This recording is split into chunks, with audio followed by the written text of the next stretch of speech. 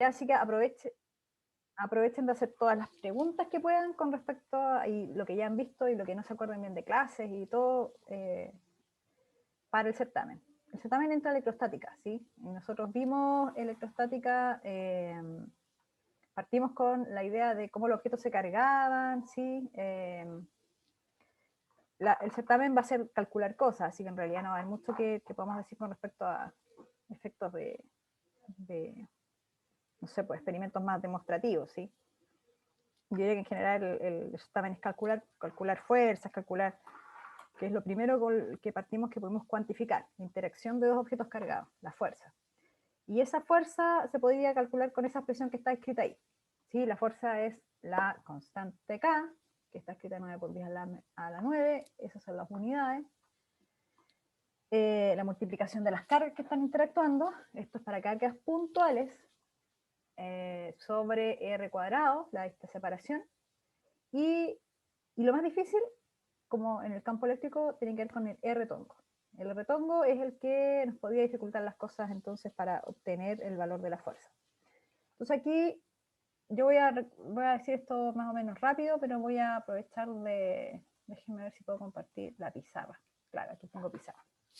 Entonces recuerden, la idea para encontrar los R era que ustedes tenían entonces, por ejemplo, un objeto,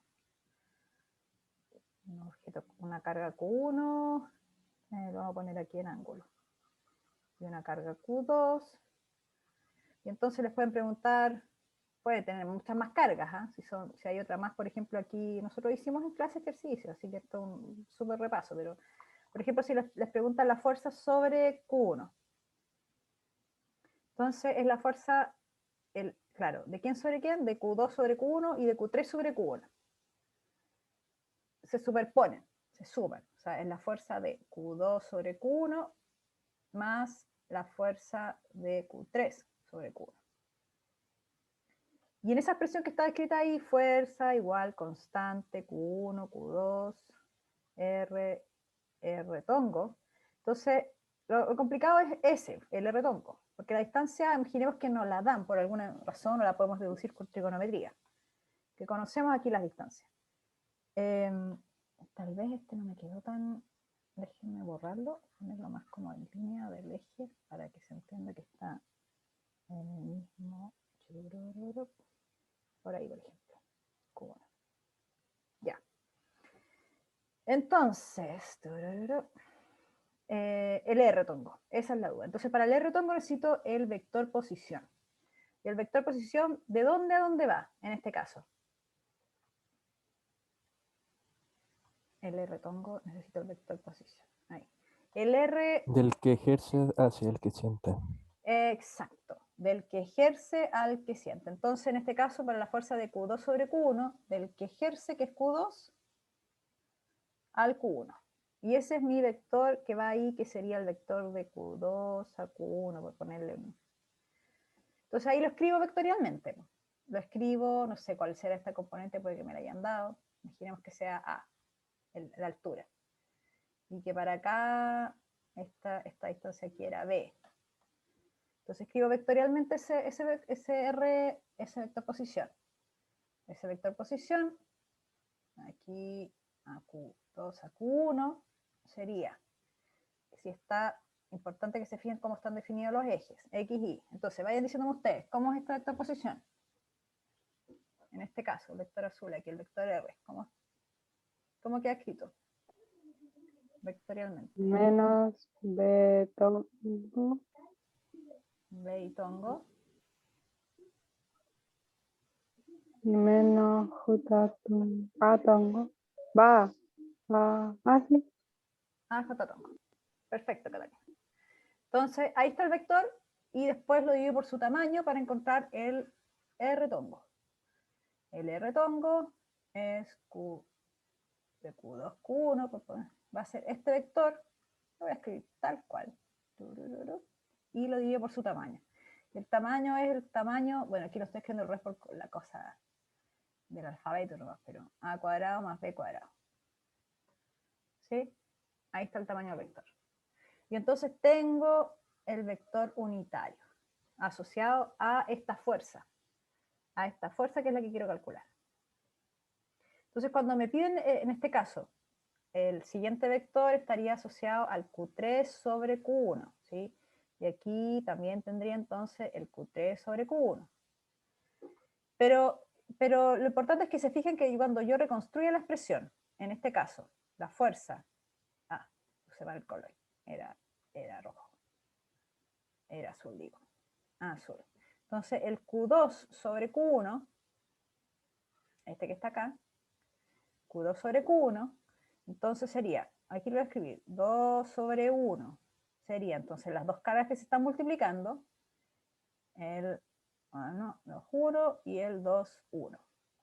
Entonces si las cargas son positivas, les pongo los valores y listo. Si hay una que es negativa, tengo que considerar el signo aquí arriba, no se les olvide.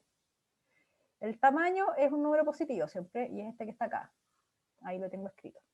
Y el R tongo es este que acabo aquí en el rectángulo grande. Es completito eso que está ahí. Y lo escribo acá.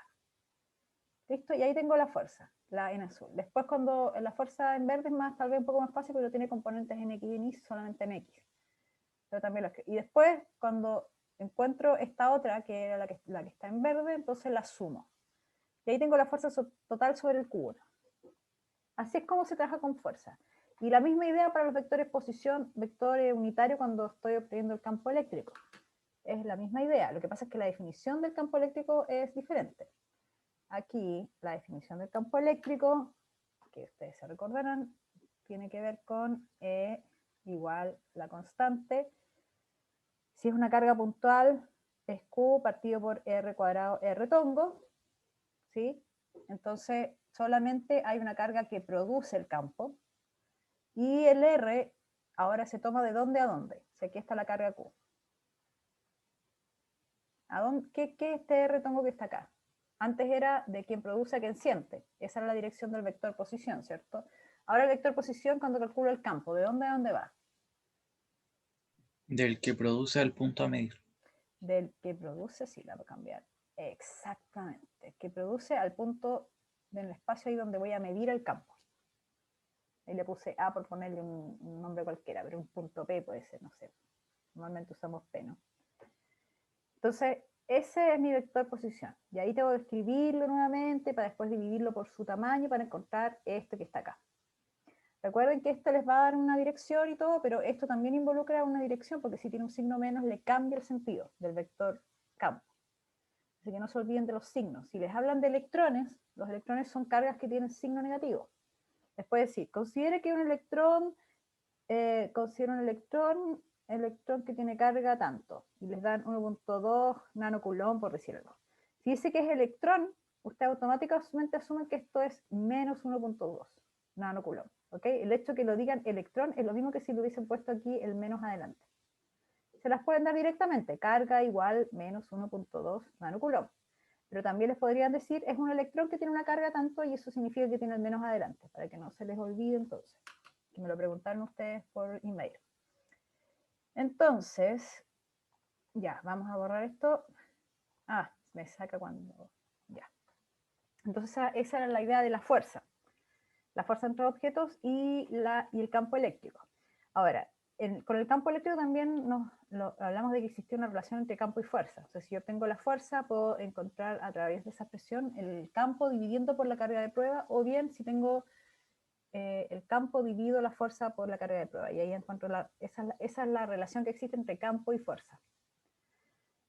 Esto era para cargas puntuales, porque las cosas se complicaban, bueno, cuando las cosas no son puntuales. Cuando son puntuales también es más fácil dibujar las líneas de campo. Las líneas de campo, recuerden, y eso es útil, salen si, que es la representación de la derecha acá, salen si la carga es positiva y entran si la carga es negativa. Si es un plano, que eso es clásico siempre en los problemas en general, si ustedes tienen un plano cargado, por ejemplo, recuerden que cuando tienen un plano cargado, y especialmente tiene que ser un plano muy grande, puede decirle infinito, muy grande, no sé.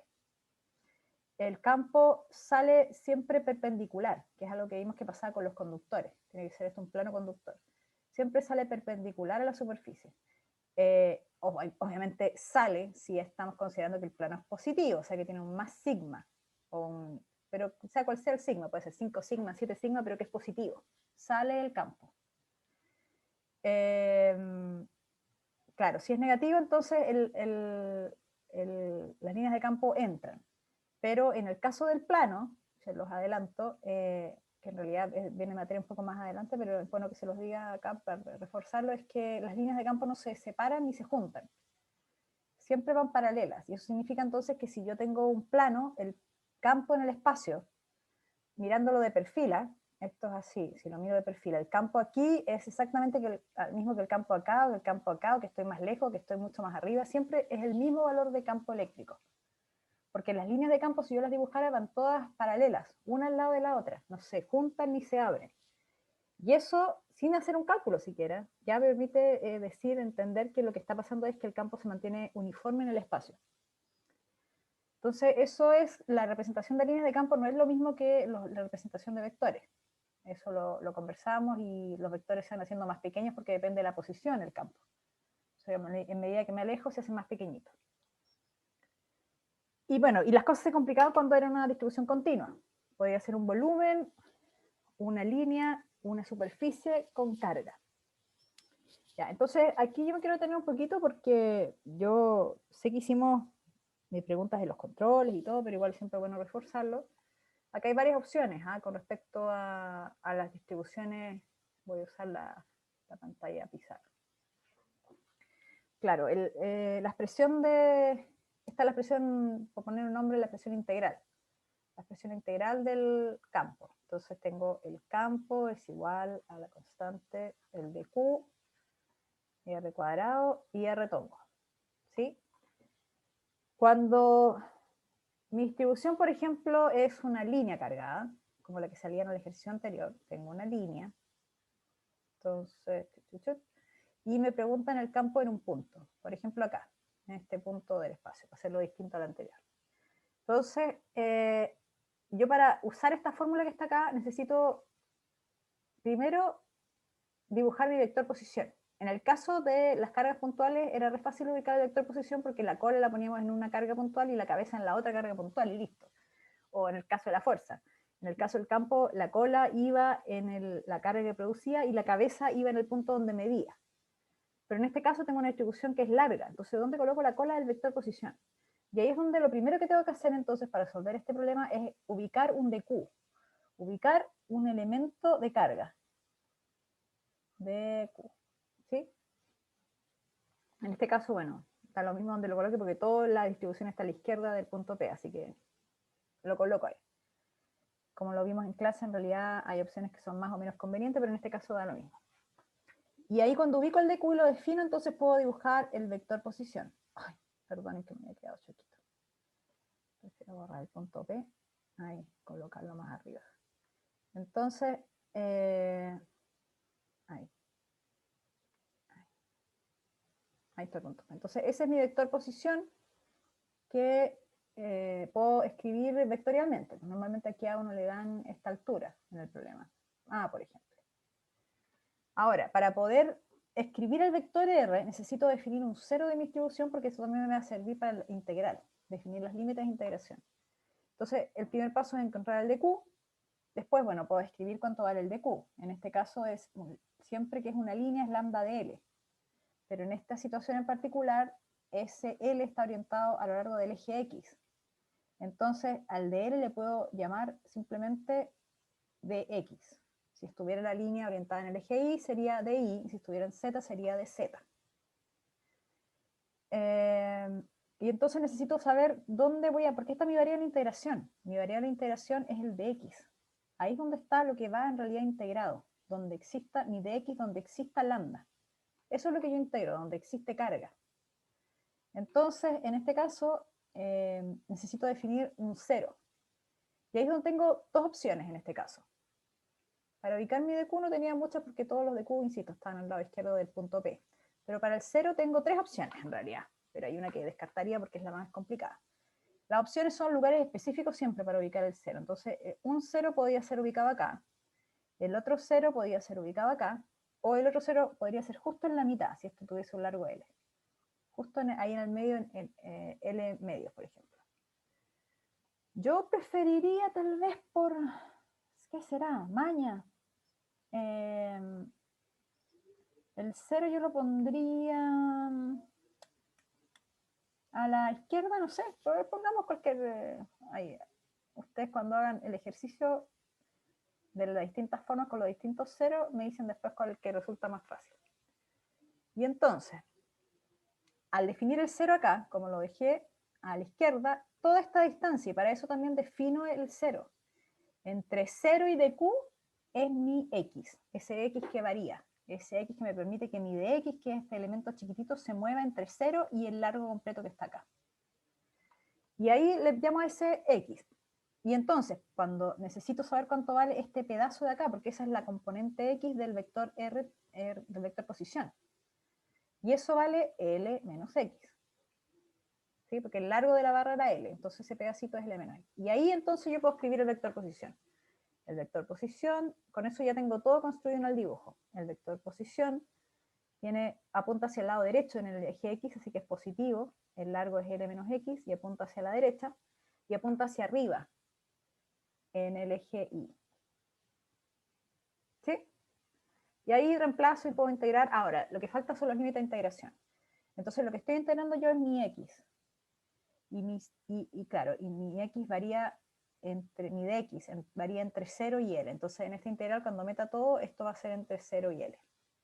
Habría sido distinto si yo hubiese escogido el 0 al otro lado. Si lo hubiese escogido el 0 acá, habría integrado entre menos L y 0. Pero mi dq que habría sido la misma posición que estaba arriba, me habría dicho entre 0 y dq está mi x. Recuerden que el x está definido siempre entre el 0 y el dq. Entonces, bueno, cambia un poco porque la definición del vector posición ya aquí no va a ser este largo, sino que va a ser este. Ya, entonces, bueno, eso es una cosa. Ahora, no tiene que ser recto, esto puede ser curvo. Recuerden hacer los ejercicios donde el segmento está curvo. La gran diferencia con esto es que ustedes tienen, aquí la variable de integración es un ángulo.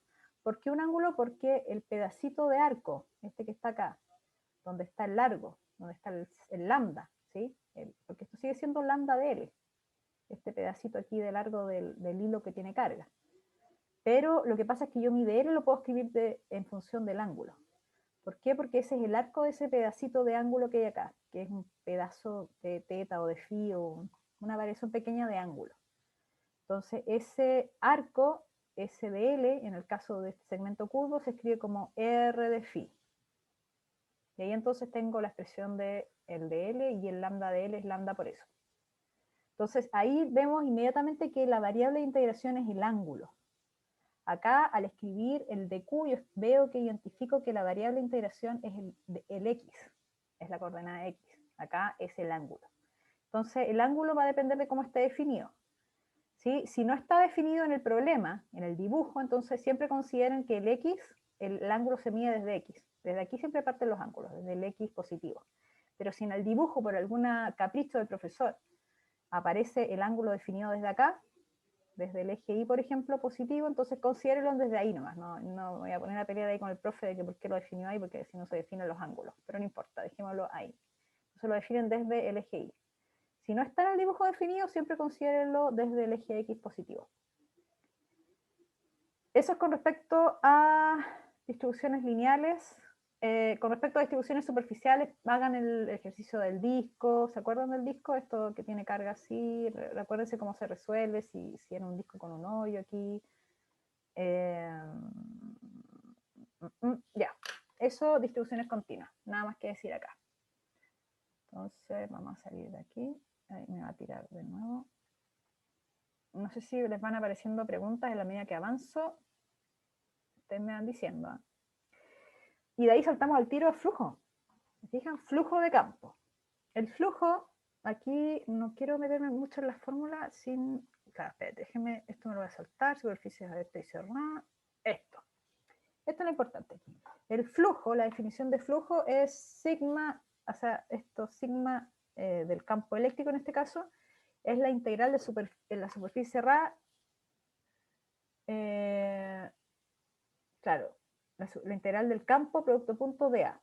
Y eso es igual a la carga encerrada partido por epsilon 0. Entonces, en esta expresión que está acá, si alguien les pregunta, por ejemplo, el flujo, ustedes no necesariamente no tienen para qué resolver todo esto que está acá, sino que pueden decir que el flujo es igual a carga encerrada partido por epsilon 0. El flujo es eso, ¿sí? La otra forma que nosotros usamos esta expresión fue para despejar el campo eléctrico y llegar a una expresión que, si se acuerdan bien, era carga encerrada partida por, en el caso que se pudiese, que la simetría permitiese utilizar la ley de Ohm para encontrar la magnitud del campo, entonces podíamos encontrar la expresión de la magnitud y escribirla de esta manera. Solo en esas simetrías que eran la cilíndrica, la esférica y la plana. En esos casos se podía usar entonces esta expresión para determinar la magnitud del campo porque la dirección ya la sabíamos a priori. Ese era un requisito para poder usar la ley de Gauss. Pero esta expresión también les permite encontrar el flujo de campo eléctrico. Entonces, claro, algunos de ustedes me preguntaron unos ejercicios por email donde había... De hecho, creo que en los controles apareció uno que les preguntaba la carga encerrada. Sí, ¿cierto? Hubo un ejercicio de cargas encerradas que les preguntábamos en los controles, ¿no? ¿Se acuerdan? ¿Se acuerdan o no? De ejercicios de carga encerrada. ¿Aló? ¿Se acuerdan? Sí, profe. Ya. Entonces, claro, ahí la idea es que ustedes calculen el flujo, o sea, el E por el A. Alguien me preguntó un ejercicio donde salía como un cubo, creo que era. Así, ahí, y está como apoyado en los bordes. Y había un campo que iba en una dirección. Y el campo cambiaba con X. Entonces, el campo que atravesaba, y eso es lo que quiero que entiendan, el campo que atraviesa, esto es campo, ¿eh? El campo que atraviesa esta cara tiene un tamaño distinto que el campo que atravesaba esta cara. Profe, ¿Sí? en el último control que tuvimos me salió una pregunta que me preguntaba en la carga encerrada y ahí tengo una duda que no sé si se la puedo preguntar ahora o después. No, claro, me la puedes preguntar ahora. Es que yo marqué una alternativa, pero la marqué negativo porque a mí me dio negativa la carga. ¿Ya? Pero según el aula, porque arroja como la revisión de la alternativa, me la cobró medio punto porque decían que era positiva, pero el número estaba bien. Pero en la ¿Ya? explicación que dan ellos, como el desarrollo, porque es como una foto, no es es como un desarrollo escrito con el computador. Y en el desarrollo sale como la fórmula que había que ocupar para llegar al resultado. Y al final dice, finalmente la carga encerrada resulta ser negativa. Y la alternativa correcta que me marca es positiva. Pero yo llegué a negativa y en la explicación también sale que es negativa, entonces no entiendo al final cuál era. Ah. Ya, pero mira, haz una cosa y mándame un correo con eso, po.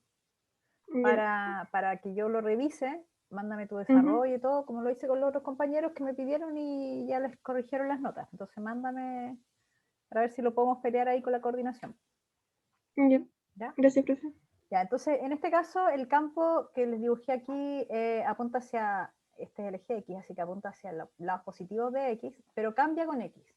Entonces lo que les estaba diciendo, el campo que entra por la cara, aquí le voy a poner otro color, el campo que entra por esta cara no es el mismo campo que entra por esta acá, porque depende de X, ¿se entiende, no? Entonces, cuando yo calculo el flujo recuérdense que depende del vector área y el vector área va para allá. Entonces, el vector área de esta cara de la derecha, bueno, no sé, podría ser A cuadrado, no sé, pero apunta hacia, ya, supongamos que el tamaño que el cubo tiene arista A y tongo. Y el de la izquierda es A cuadrado menos y tongo. Esos son los vectores área de esas dos tapas. Y el campo lo pueden calcular cuando X es 0, que es el primer plano, y cuando X es igual a que es el segundo plano, si es un cubo de arista A. Entonces ahí tienen directamente cuál es el flujo neto. El flujo a través de la superficie es la suma de los flujos que tienen acá. El flujo que les da la primera, que es 0, porque el campo es 0, como valúo en X igual 0, y más lo que les dé este flujo de acá, multiplicar el campo por producto punto, por el área. como los dos apuntan hacia la derecha, les va a quedar un producto punto positivo. Entonces con eso yo obtengo, al hacer ese E por A, que es el flujo, eso lo igualo a carga encerrada partido por epsilon 0. Y así encuentro entonces carga encerrada. El epsilon 0 lo paso multiplicando para el otro lado.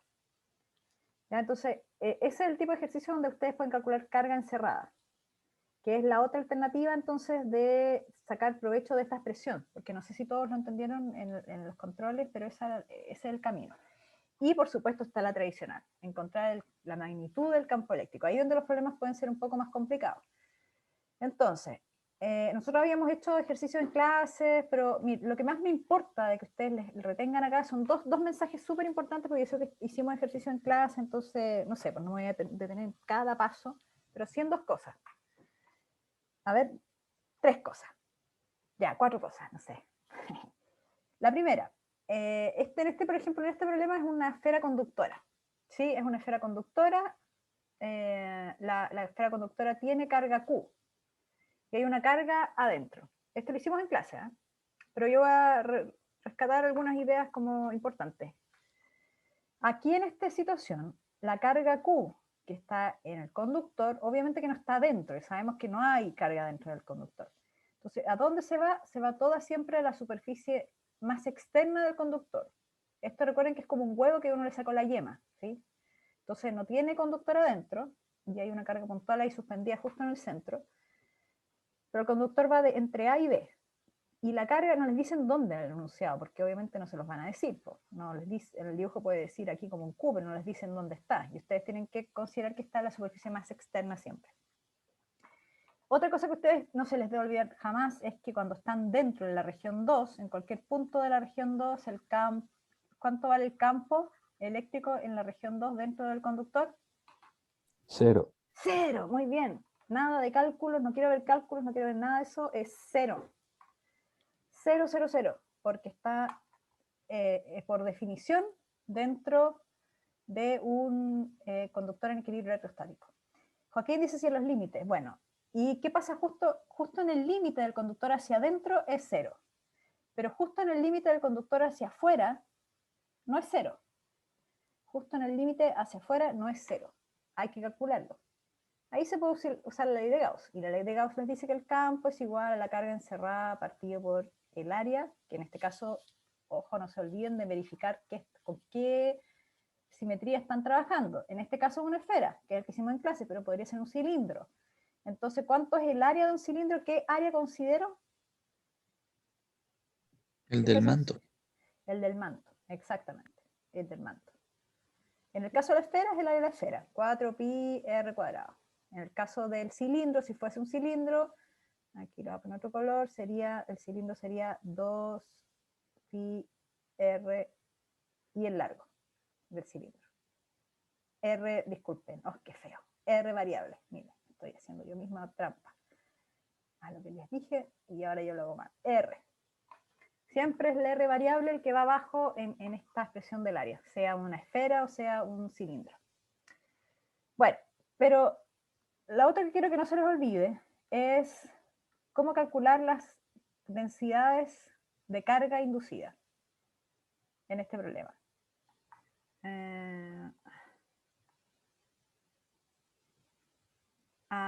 Dice para Julio, para R igual a B, para Gauss se considera la carga total de la esfera, aunque sea diferente a la puntual del centro. Para R igual B se considera la carga total de la esfera. Para R igual B. Es que, claro, aquí se definen 3 regiones. No sé si a eso apunta tu pregunta. Hay 3 regiones. La primera región es cualquier punto que esté antes que A. Esa es la primera región. Porque en A, justo en A, o sea, aquí no puede ser un igual. Eso no puede ser igual en este caso porque hay una densidad de carga inducida. Entonces, el campo eléctrico que ustedes calculen va a ser solo hasta justo antes de A. Después, la región 2 es entre A y B, pero tampoco incluye el radio A y el radio B, porque hay una densidad de carga que se induce justo acá. Y además el conductor tiene carga Q, entonces es la densidad, la carga inducida más la carga Q, que está cargado el conductor. Y en la región 3, entonces tenemos que es R mayor que B. Y tampoco va mayor igual, sino que es cualquier lugar justo después del, nunca en el R igual algo. Lo que sí se puede calcular en R igual A y en R igual B son las densidades de carga inducida, ¿sí? Eso sí lo pueden calcular. Y, a ver, veamos si la pregunta tiene que ver con esto.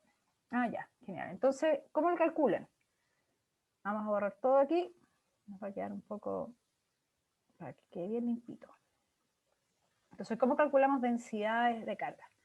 Entonces, la primera, por ejemplo, la que está en A, toda la carga que se induce aquí. Entonces, tenemos que tomar tomamos la superficie gaussiana acá, en la región 2, cosa de que estemos encerrando esa densidad. Y sabemos que en esa región 2, el campo es 0, por definición. ¿Sí? Esto es por definición, nada que decir aquí. Pero esto tiene que ser consecuente con la otra parte de la ecuación, que nos dice que es carga encerrada partido por epsilon 0. Entonces, eso significa que la carga encerrada tiene que ser 0 en la región 2. Entonces, ¿cuál es la carga que vemos en la región 2, encerrada en la región 2? Díganme ustedes.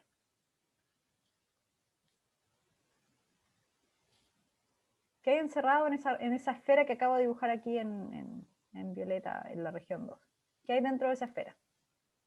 Q minúscula y una parte del conductor. Y lo que se induce acá, en esta superficie. Que no sé, esto no son signos, ¿ah? Son, por si acaso, no es que sean signos menos ni nada, sino que son cargas inducidas. No creo que se confundan que estoy dibujando cargas de signo menos ni nada, sino que hay algo aquí que se induce. ¿Sí? Entonces se induce carga en esa superficie. ¿Qué se induce? No lo sé. Carga inducida. No tengo idea. Entonces, y eso tiene que ser igual a 0. Bueno, aquí la ecuación no es tan difícil. Pues carga inducida, entonces paso el Q para el otro lado y me queda que es igual a menos Q. Y encuentro la carga inducida. Ahora, ¿cuánto vale la densidad de carga? ¿Cuánto vale cuál es la relación entre carga y densidad cuando es una superficie? Es esta que está acá. Entonces yo ya sé cuánto vale la carga inducida, ya sé cuánto vale esto, y ya sé cuánto vale el área de una esfera. Si fuera un cilindro, sería el área del cilindro ahí. Pero es una esfera. Entonces tengo el valor de menos Q, en la expresión tengo el sigma, que es la incógnita, la sigma inducido, y tengo el área, que es 4pi, y aquí es el R donde está ese sigma, A cuadrado. Y entonces despejo el sigma inducido y encuentro el sigma N. ¿Sí? Encuentro el sigma en A. Y el otro sigma es el que está afuera. El sigma que está afuera, también, ¿cómo lo puedo obtener? ¿Cómo creen ustedes que puedo obtener el sigma afuera? Entonces, voy a borrar todo, primero. El sigma que está afuera, dibujo entonces, necesito que esté metido dentro de la esfera gaussiana que dibujo, así que dibujo una esfera grande, en la región 3. Entonces, el campo, la carga encerrada en la región 3, ¿cuánto es? Les pregunto a ustedes, ¿cuánto es la carga encerrada? ¿Ah? Q mayúscula más Q minúscula. Q mayúscula más Q minúscula, exactamente. Entonces,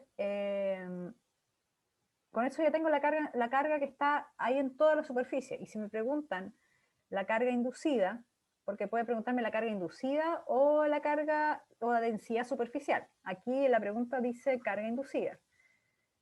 La carga inducida que hay en la superficie que afuera, de hecho, no está en esta expresión. Esta expresión es la carga como real que hay.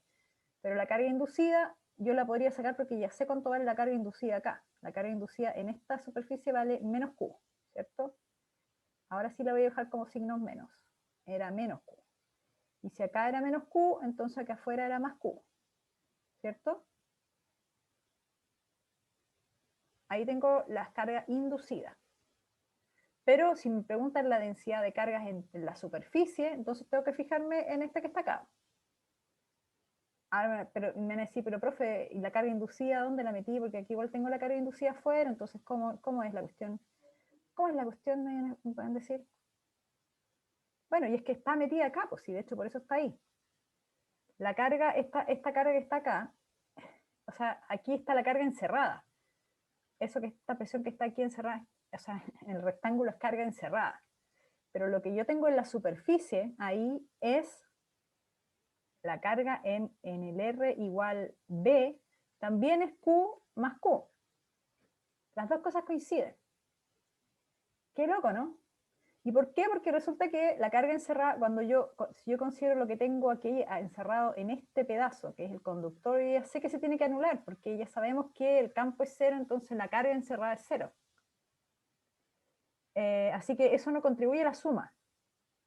Y la carga encerrada me va a quedar lo que está en la superficie, que es eso que está ahí. La carga más lo que venía ya de acuerdo al enunciado, que es que tenía carga Q. Así que aquí, además de la carga Q, voy a poner un color distinto, tengo entonces la carga, era más Q grande. Entonces las tengo ahí también. Entonces coincide. Va a depender de lo que me pregunte. Carga inducida, la densidad de carga superficial. Fíjense bien qué es lo que les preguntan, si es que les preguntan algo de eso. Ya, entonces les dije 4 cosas. Era la densidad de carga. Ah, sí. Y la más importante, creo que de hecho coloqué un dibujo acá para justamente esto, que no quiero que ninguno de ustedes cometa ese error, por favor. No quiero ver eso. Por favor, porque ese es un clásico y no. Ustedes ya saben cómo hacerlo. Yo sé que saben.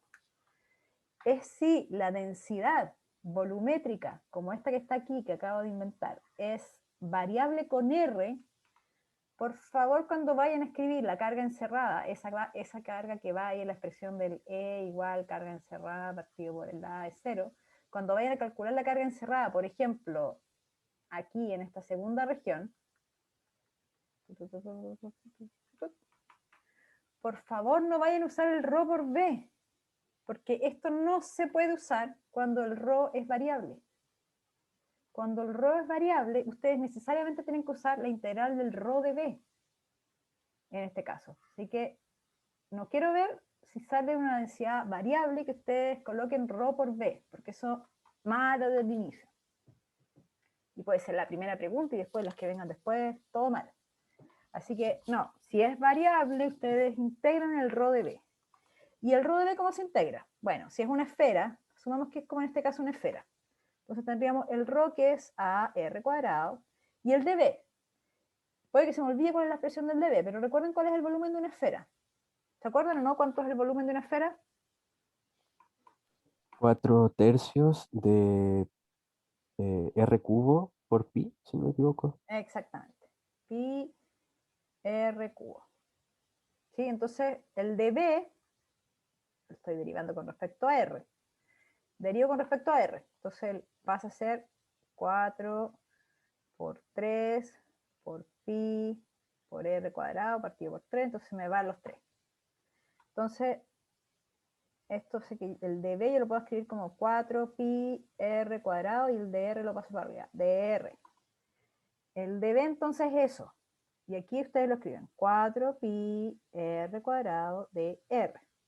El dB que va aquí es el dB de la superficie gaussiana. Así que por eso es que este R que está escrito acá es variable. Recuerden que siempre la superficie gaussiana tiene un radio variable. Así que el volumen que encierra es variable. Tiene radio variable. Ya, entonces, esa queda la expresión.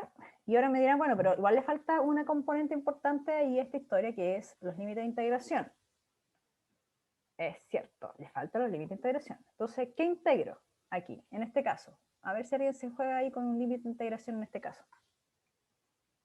¿De dónde a dónde va? ¿De A? A ver. ¡Ah! Esta es la carga No. encerrada en la región 2. Mm, Campo en la región 2, que es esta región de acá. Hasta Entonces, R, ¿no? hasta R variable. Sí, recuerden que siempre va hasta R variable. Lo que pasa es que si estamos en la región 3, yo les voy a decir por qué siempre va a R variable. Y eso es cierto, siempre va la carga encerrada hasta el R variable. Porque es hasta donde está, en este caso, la superficie gaussiana, que es hasta ahí. Es lo que encierra esa superficie que dibujé. Cuando estoy afuera, cuando tengo... imaginemos que esto es un macizo que tiene el rho R aquí. Cuando estoy por fuera, imaginemos que esto está así. Entonces, si estoy por fuera, mi radio de la superficie gaussiana va hasta afuera, ¿cierto? Yo les dije, la carga encerrada siempre es de lo que sea, en este caso, no sé, pongámosle que es 0, porque ahí está el inicio, hasta R. Aunque esté fuera yo, siempre va hasta un R variable.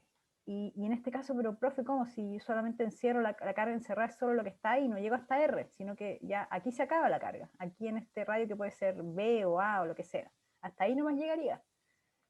Y yo les digo, no, no es así. Lo que pasa es que al final pasa casualmente que termina uno integrando hasta B nomás, pero siempre es de 0. Bueno, en este caso no va de 0 porque en realidad parte de nada, se entiende, pero siempre desde donde parte hasta R variable. Y aquí les voy a decir por qué. Pues miren, rho de B, cuando yo integro, en realidad yo tengo dos regiones acá. Tengo una región que va de 0 a B y una región que va de B a R. Y lo que sucede en este caso, miren bien, es que entre B y R, en todo este espacio que está acá, entre B y R acá, todo esto que está acá, no hay carga. Entonces el rho es 0.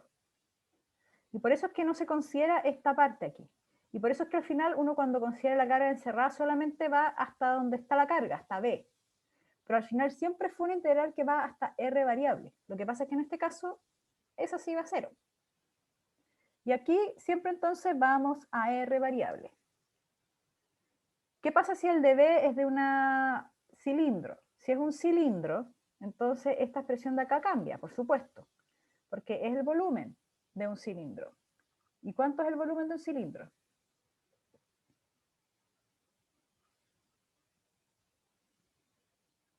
¿Cuánto es el volumen de un cilindro?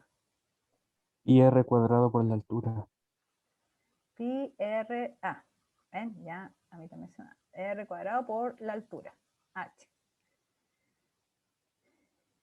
¿Cierto? Entonces, ¿cuál es la derivada? Aquí derivo y es 2 pi r h dr. Ese es mi dB. Más fácil se ve el tiro la derivada. Entonces, eso es lo que tendría que meter ahí si es que fuese un cilindro. Eso es lo que va aquí en esta parte en el dB. ¿Ya? Entonces ahí tienen la carga encerrada. Pero bueno, a pesar de que están todas estas rayas y todo lo que les expliqué y todo, el mensaje central es uno solo. Si esto de aquí, la densidad de carga es variable, no pueden usar ρ por B. Eso, la carga encerrada, eso no vale. La carga encerrada es ρ de B. Este ρ variable. ¿Ya? Entonces ahí los límites de integración van a depender del problema. Si este ρ hubiese llegado hasta aquí adentro, el límite sería entre 0, dependiendo de donde estoy encontrando la carga encerrada, obviamente. Eso es importante también. A ver, no sé si lo pasé tal vez muy rápido, pero mejor lo voy a... Hay dos posibilidades donde uno calcula aquí la carga encerrada con el ρ. Una es esta región, la región 2, y la otra es cuando estoy fuera, que es la región 3. Ponerle un nombre. La región 1 no, porque solamente está la carga puntual. En la región 2, la carga encerrada en la región 2 es la integral del ρ de B, ya sabemos cuánto vale el ρ y el dB en el caso de la esfera, y ya dijimos que los límites iban entre A y R, porque hasta R llega. La carga encerrada en la región 3, en cambio, los límites son entre A, que es donde empieza el ρ, y B, pero sigue siendo la integral del ρ de B. ¿Ok? Así que eso es algo que no quiero que vayan a cometer ese error. Por favor, no usen ρ por B, si es un ρ variable. ¿Ya? ¿Profesora? Para que... Sí, Ricardo. Para la carga inducida sería como la misma idea en ese sentido cuando hay variable del ρ. Ya, qué buena pregunta. Ya que me lo preguntas, tengo que responderlo. Entonces, imaginemos que la esfera tenga un ρ variable. rho variable, ¿sí? Y aquí justo afuera hay un cascarón conductor. Asuman que es esférico, por favor, y que está concéntrico. Entonces, este es un conductor. Entonces, este rho que está aquí, por dentro. Ojo con eso, ¿eh? O sea, si hay cosas afuera, no inducen hacia adentro. Siempre estamos hablando de que lo que está dentro induce hacia afuera, por si acaso, para que no se vayan a marear. Este rho, entonces, induce carga aquí, ¿cierto? En esta superficie, si aquí está el radio A y acá está el radio B, por ejemplo, este rho, que es una carga encerrada, induce acá. Entonces, ¿cómo calculo esa carga inducida? Tengo que primero saber cuál es la carga total que hay ahí adentro. Entonces, integro entre 0 y A el rho de B. Y eso me da la carga total, la que está aquí dentro de esta esfera. Entonces, la inducida va a ser igual a esta con el signo menos. Esta puede ser negativa, así que puede ser positiva la inducida. ¿Sí? Entonces, y en consecuencia aquí afuera, si esto es un conductor, aquí afuera entonces se va a inducir lo mismo, pero con el signo contrario.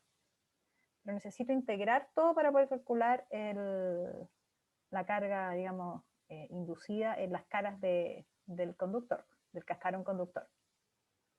Recuerden que en un conductor también, y ahí nos adelantamos un poco en la materia, pero recuerden que hay cosas que pasan en un conductor, el campo es cero. Pero por ejemplo, cuando hablamos de potencial, el potencial dentro de un conductor es siempre el mismo.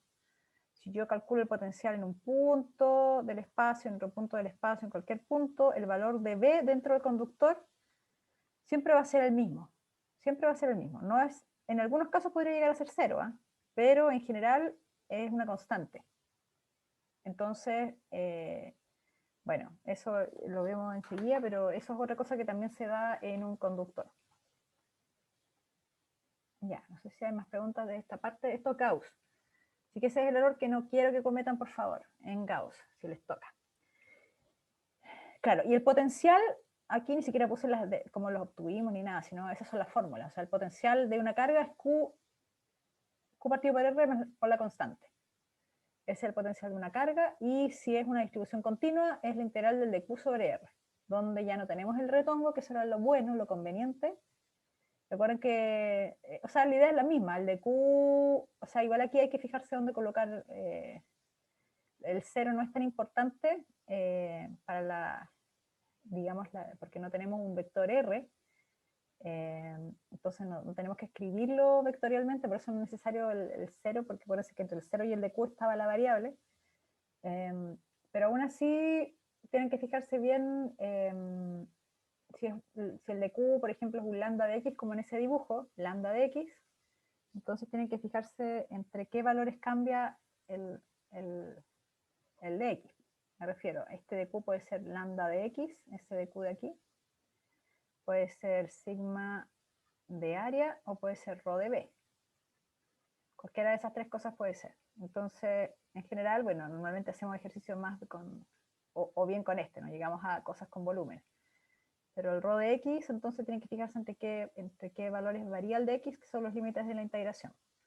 Acá el área en realidad son dos integrales. Entonces, un valor varía entre tanto y el otro varía entre tanto y tanto, una coordenada y la otra coordenada. Pero de cualquier manera, lo interesante con las relaciones de potencial y campo es que uno puede llegar a un valor a través del otro, que eran estas expresiones que estaban acá. Uno puede, a través del campo eléctrico, si uno lo tiene por Gauss en un problema, encontrar el potencial, y si uno tiene el potencial, lo puede derivar con un menos adelante, siempre este menos no se les olvide, con un menos, hacer el gradiente acá, que es la derivada parcial de las componentes X y Z si es cartesiano, y encontrar el campo. O sea, es más fácil encontrar algo derivando que integrando, definitivamente. Entonces, si ustedes conocen el potencial, pueden encontrar entonces el campo. Pero bueno, ejercicio, claro, acá, sí, pues el potencial a partir del campo es algo interesante. Si ustedes se fijan, si les dan una configuración que ustedes ven que tiene toda la simetría, que si les preguntaran el campo, sabrían que hay que resolver el problema a través de Gauss, pero lo que les piden es el potencial, entonces necesariamente tienen que usar esta fórmula. O sea, obtienen primero el campo por Gauss y después, a través de esa expresión, encuentran el potencial. Profe, ¿Sí? uno de aquí, ¿el A siempre va a ser cero o lo tienen que decir? Porque me acuerdo que en una clase decía que usted dice que siempre venía como de afuera hacia Del adentro, infinito. que venía del infinito. Infinito, sí. ¿Tienen que decir eso o siempre va? No, no, no. A ver, lo que yo les dije es que si ustedes tienen el potencial en un punto, porque esta es la diferencia potencial, si tienen el potencial en un punto, es la integral, esta misma integral se transforma en el infinito hasta el punto, al R, donde estoy calculando, E de L. Esa es la expresión que existe si ustedes quieren calcular el potencial en un punto. Y conocen el campo por Gauss. Entonces ahí es del infinito a R la integral. Con eso calculan el potencial en ese punto R. Ah, eso para un punto era. El potencial en un punto, claro. Ah, ok. Sí, esa es la idea. Y profesora, ¿y el diferencial de largo a qué se refería? El diferencial de largo, recuerden que la Sí. definición del potencial tiene que ver con la definición del trabajo. Entonces el trabajo está definido como fuerza a lo largo de una trayectoria. Y de ahí donde viene el dl que está acá. Es como el dl es un elemento de la trayectoria que siguió el objeto cargado hasta el punto donde estoy midiendo. Pero en este caso, normalmente si por ejemplo el campo es obtenido por Gauss y la simetría es esférica, el dl es simplemente un dr, que es como yo tengo una esfera y me vengo del infinito hasta un punto. En realidad lo que considero yo es que mis variaciones de trayectoria, toda esa trayectoria que viene desde el infinito hasta el punto donde calculo, que es este punto de aquí R, aquí donde calculo el potencial, al final lo que tengo es que solamente considero los dl que son a lo largo de la dirección radial, porque es lo único que sobrevive del producto punto acá. El campo es radial, entonces lo único que van a sobrevivir de todos los dl de la trayectoria son los dr, porque son los que tienen la misma dirección radial del campo. Y claro, acá qué más les puedo decir, a ver, el punto dl, el potencial, Profe, ¿sí, sí? eso de voltaje final menos voltaje inicial, Déjame deshacer, ahí. acá no influye eso. ¿Cómo no influye? Que, por ejemplo, tomar voltaje inicial desde infinito a voltaje final hasta el punto. No, acá el inicial es el infinito. Sí, sí, sí. Y el final el El punto. final es el punto. Entonces, esta expresión, claro, siguiendo un poco tu idea, esta expresión de acá en realidad es el potencial de B menos el potencial de A. Esta expresión de acá. Claro. Y como está escrita, es de B menos A. Entonces ustedes pueden Ah, ok. escribir esto que está así. B menos A. Si es que les piden la diferencia potencial. Ok. Ahora, Ya, gracias.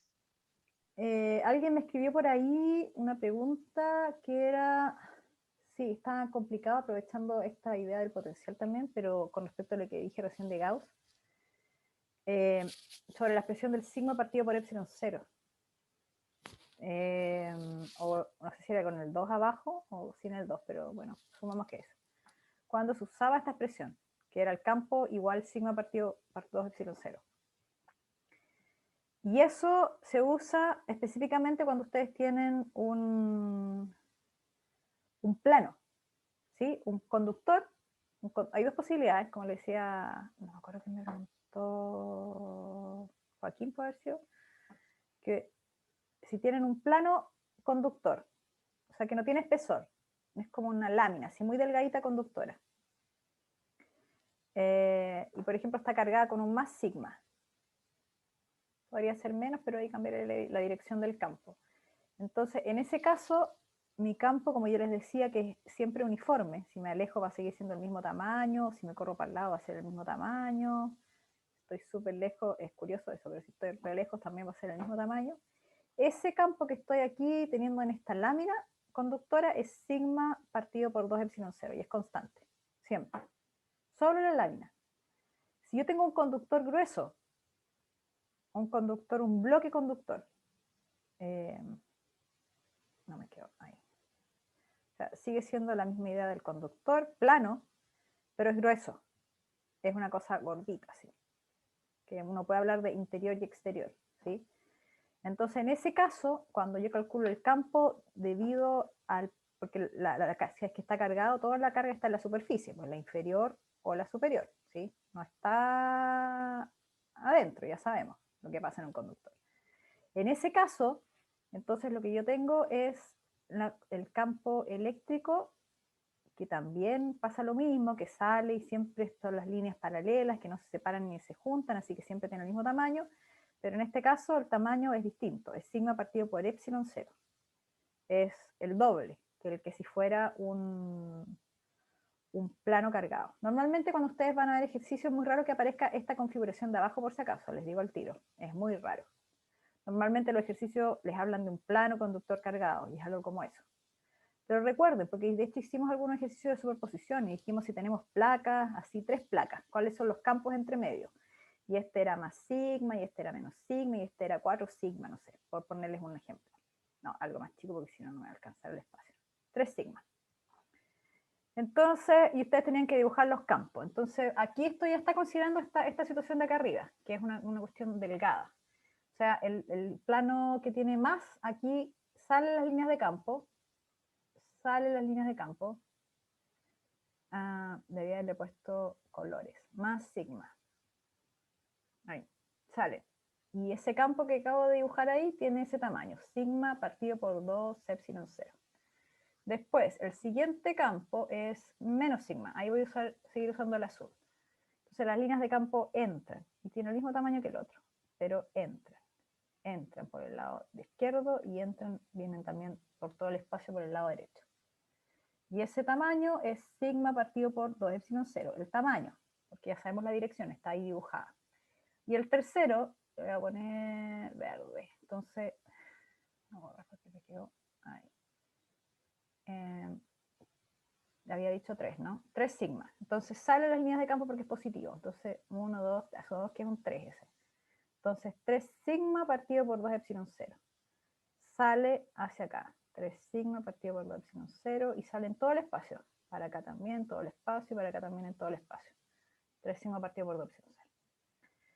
Entonces recuerden, estas expresiones de acá son de la idea de esto, de un plano que es muy delgado. Entonces cuando hago la superficie gaussiana para calcular el campo, entonces el cilindro, cuando tengo el plano y hago la superficie gaussiana aquí, así y así, entonces ahí la parte de adentro de la superficie cilíndrica esta gaussiana tiene el campo acá y tiene el campo acá. El campo no es cero adentro en esta parte, a diferencia de lo que sucede en esta otra cosa gruesa, porque cuando hago la superficie gaussiana el campo queda adentro, queda cero. Por eso es que no tiene las dos tapas, las dos contribuciones, y por eso es que no queda dividido por 2 como en este caso.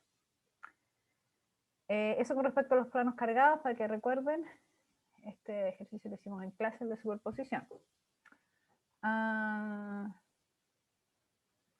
Claro, ya. Déjenme borrar acá. Sí, los potenciales, claro, así como los campos eléctricos, ustedes también los pueden graficar, pero es importante que recuerden que en un conductor, no en un dieléctrico, ni en un no conductor, ni en ninguno de los otros materiales que hay, sino en un conductor, el potencial es Profe, constante, ¿sí?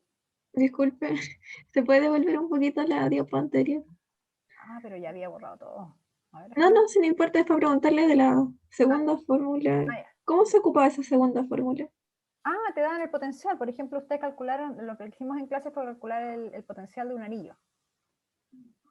El potencial de un anillo, entonces el potencial es la constante, el de Q, R, ¿no? Así tal cual. Entonces nosotros calculamos este potencial. ¿Cuánto daba? ¿Alguien se acuerda? Ya, pero imagino que el resultado de un valor de un potencial que tú calculas te da algo así como, por decirte algo, no sé, 2πr. Ya, imaginemos que te da eso el potencial, ¿sí? Entonces, lo que haces claro, y el camino para obtener el potencial es mucho más corto que para obtener el campo. Si calcularas el campo del anillo te demorarías más, pero el potencial es más corto. Entonces, ya, obtienes un valor de potencial. No estoy segura si es ese, este es un ejemplo nada. El campo, entonces, lo que haces para obtener el campo es derivar esta expresión. Aquí en el ejemplo está escrito en las coordenadas cartesianas, está en X, en Y y en Z. Pero cuando tu potencial, por ejemplo, está en función de R, que es la variable que está acá, porque, no sé, por decirte algo, quedó en función de R, o puede haber sido XY, no sé, pero imaginemos que es R, entonces el campo tú lo tienes que calcular menos la derivada del potencial con respecto a la variable, y dirección R tongo. Así como está aquí, variación de potencial, o sea, la derivada del potencial con respecto a X y la dirección en Y tongo. Cuando es derivada con respecto a Y, J tongo. Cuando es derivada con respecto a Z, K tongo. Entonces, en este caso es derivar eso con respecto a R y ponerle el R tongo al lado. Y aquí la derivada es de la derivada de 1 sobre R, ¿cierto? Ya. Entonces, con el menos adelante, y la derivada de 1 sobre R es ¿cuánto? Menos 1 sobre R cuadrado, pero con el menos adelante se va. Entonces queda lambda partido por 2pi R cuadrado. Y el R tongo se pone ahí. Y ese es el campo. Por darte un ejemplo así como ficticio, no es que exista esto realmente, pero asumamos eso. Si el potencial estuviese escrito, por ejemplo, en función de x, si fuese un potencial a x cuadrado, o podría estar en x y en y, por ejemplo, más b, y más una constante. Entonces, el campo, determina el campo. Entonces ahí tú tienes que derivar. Derivas menos la derivada de todo esto que está aquí con respecto a x y tongo, más menos la derivada con respecto a y, j tongo. Entonces, cuando derivas con respecto a x, es derivar esto, porque esta es una constante para efectos de derivar con x, y esto también. Entonces, queda solo lo primero, menos 2ax, y tongo. Más, menos, la derivada de b con respecto a y. Esto se va a 0 porque no tiene variación con y, esto tampoco, entonces solamente queda b, j tongo. Y ahí encontraste entonces el campo eléctrico para ese potencial que estaba calculado, que te lo dieron de dato, no sé. Ya. Y ahora sí entendí. Esa es la Gracias, profe. de nada. Ya, entonces, vamos acá. Claro, entonces, en los potenciales, recuerden lo que les dije, el potencial dentro de un conductor es constante, ¿sí? Nosotros hicimos gráficos incluso, ¿se acuerdan de las formas que tenían los potenciales? El potencial de una carga puntual es como 1 sobre R, ¿sí? 1 sobre R es el potencial de una carga puntual. Entonces, ¿eso cómo se grafica? 1 sobre R es que decae. Decae como, porque en el si lo coloco en 0, por ejemplo, si grafico, esto es R y esto es el potencial, en 0 se va a infinito, así que viene así y decae. Si estoy dentro de un conductor, o en este caso, por ejemplo, la carga aquí era negativa, ojo. Entonces esta gráfica no me sirve porque esto está considerando que la carga es positiva. Aquí en realidad es proporcional a la carga partido por R. Entonces, ¿cómo queda la gráfica si es negativo el potencial? Creo que también hicimos un ejercicio de eso ahí. Entonces, el potencial sigue teniendo el comportamiento de 1 sobre R, pero 1 sobre R negativo, porque la carga aquí es negativa. Entonces, el 1 sobre R negativo siempre va a dar valores negativos, pero siempre va a ser de esta manera. Va a ir a menos infinito cuando el R es 0. Aquí está el potencial y aquí está el R. Entonces va a tener una forma así. Y en este caso, disculpen, pero voy a hacer más bonito la gráfica para que quede todo junto. Entonces, tenemos, ahí está el R, tenemos un radio A y un radio B. Y aquí está el 0, entonces, traten de ver a través de la línea. Entonces, ya, solo para efectos del dibujo, por favor. Imagínense que ahí viene con un más, porque ya dibujé el eje para arriba. Entonces, esto decae, decae, decae, decae, y va a llegar a un valor que no sé cuál es. Esto es potencial, ¿eh? Y esto es R. Ahí tienen que calcularlo. Esto es dentro, esta es la zona entre A y B, es la zona dentro del cascarón. Entonces, ahí va a ser constante el potencial. Siempre que vean algo como esto dentro de una gráfica es porque están dentro de un conductor. Es constante el potencial. Y después cuando están fuera, va a volver a decaer, porque ya están alejándose. Entonces se vuelve a decaer. Claro, si hubiese sido negativo, lo más probable es que el potencial, esta constante que yo les dibujé acá, también habría sido negativa. ¿Por qué? Porque hay una cosa súper importante con respecto al potencial y les va a permitir discernir entre un gráfico que está bien hecho o no, que es que el potencial siempre es continuo, no tiene saltos. O sea, si ven un potencial que viene así y después salta así, por ejemplo, y después hace así, eso está malo. Porque el potencial no es discontinuo, no puede tener saltos como el que está acá. Entonces, en ese caso, claro, en el caso del que está aquí en el problema, ahí, entonces ahí está, viene del negativo, después llega a este valor, se vuelve constante y después vuelve a ser así. Por ejemplo, sería lo más cercano a la realidad. Cuando vean esto en una gráfica, esto significa que están dentro de un conductor y por tanto significa que hay carga, que puede ser carga que viene del conductor o carga inducida. Y cuando esto lo pasan a un gráfico de campo, ahí sí que se ven saltos, se ven discontinuidades. Donde hay carga inducida, hay discontinuidad en el campo. Por eso es que uno no lo calcula justo los puntos. De hecho, en este problema el enunciado, a pesar de que dice calcula el potencial y después les habla de R igual B y R igual mayor que B o A menor, y que en realidad cuando hablamos de potencial esto siempre puede ir con un igual. No hay problema en hacerlo porque siempre el potencial es continuo. Es el campo el que es discontinuo.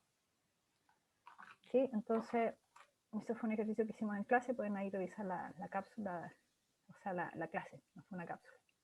Uy, Profe, sí. disculpe, en la diapositiva anterior, ¿cómo serían las cargas inducidas alrededor del cascarón siendo menos Q adentro?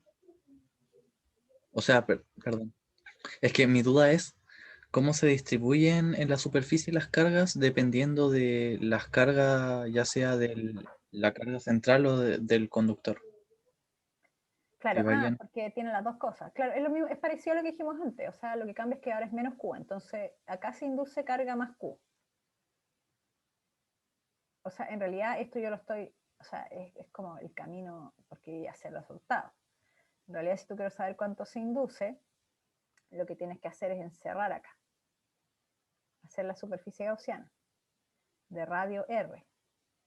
Cuando haces la superficie gaussiana de radio R dentro de un conductor, tú ya sabes que el campo dentro, en esta región 2 es 0, entonces la carga encerrada tiene que ser 0.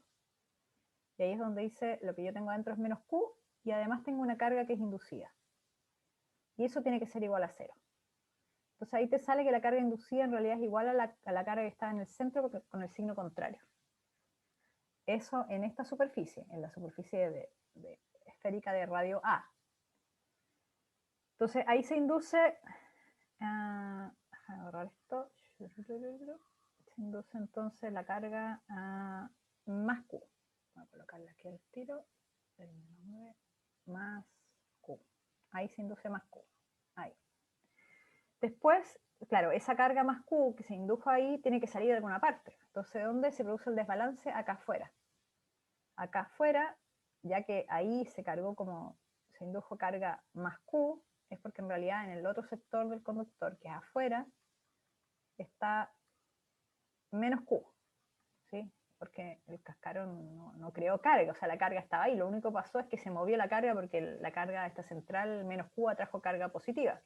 Entonces quedó con un desbalance y afuera quedó como con carga menos Q.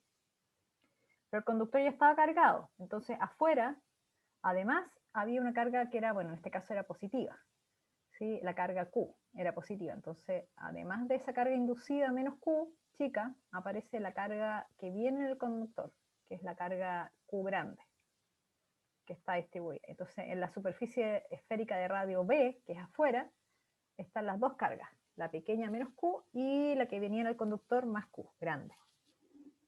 ¿Sí? ¿Se entiende? Sí, profe, muchas gracias.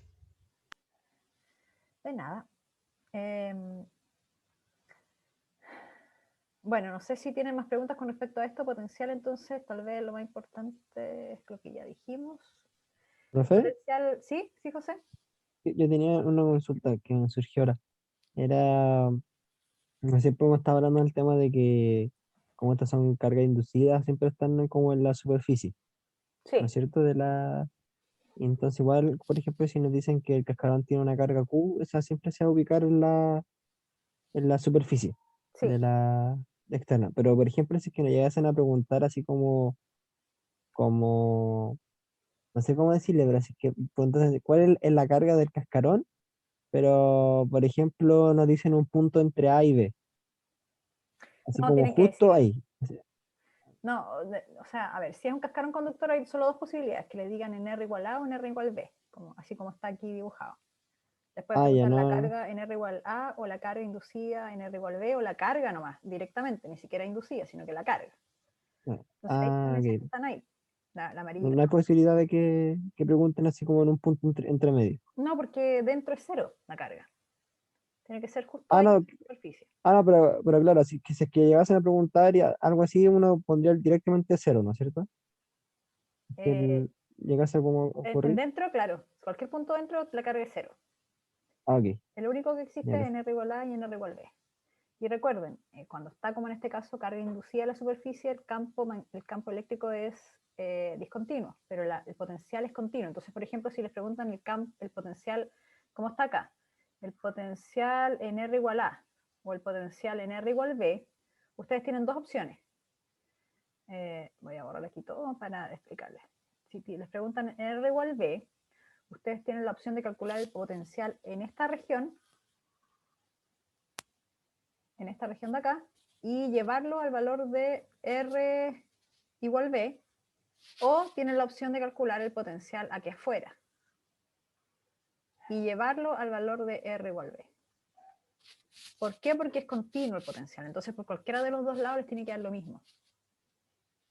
¿Sí? ¿Se entiende? Recuerden, por favor, miren el ejercicio, este ejercicio en particular, cómo lo hicimos, porque este ejercicio se resolvía, yo miraba, recuerden, yo les dije, cuando ustedes miren si es que sale un ejercicio, pero no sé si, la verdad que no sé si sale un ejercicio así, donde hay una distribución que es una esfera, un cilindro, un hilo, o un plano cargado, infinito, el plano, entonces yo miro y digo, esto es como si fuera Gauss, pero no me están pidiendo campo eléctrico, sino como en este caso me están pidiendo potencial.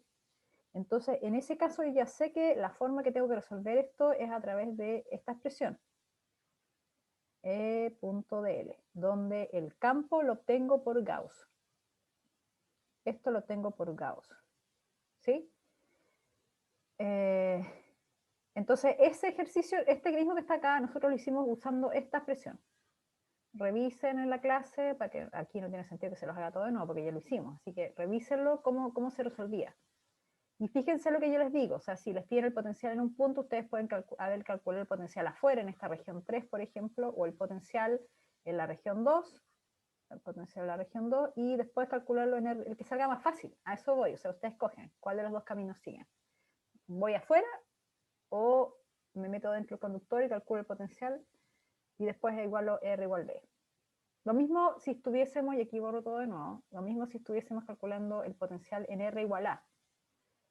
Tengo la opción de calcular el potencial acá en la región 1 y llevarlo al radio A, o tengo la opción de calcular el potencial en la región 2 y llevarlo el radio a la región, al radio A. Profe, Sí, esto era cuando hicimos como varias integrales que es iban como de infinito mismo, hasta B, de B claro, hasta A y de A hasta R. ese mismo es, claro, Ah, ya. sí, ese es, exactamente. Ya. Y otra pregunta que recién puso la fórmula, ¿por qué puso de R hasta infinito? La escribí al revés. Gracias, José. Ah, de infinito hasta R. Sí, sí, ¿Sí? Ah, ya, ya. sí, la infinita R. La escribí mal. Sí. Ya, entonces, bueno, y finalmente, lo último es energía. Aquí no sé por qué quedó. Era una animación. ¿Quién se le ocurre hacer? Dios mío.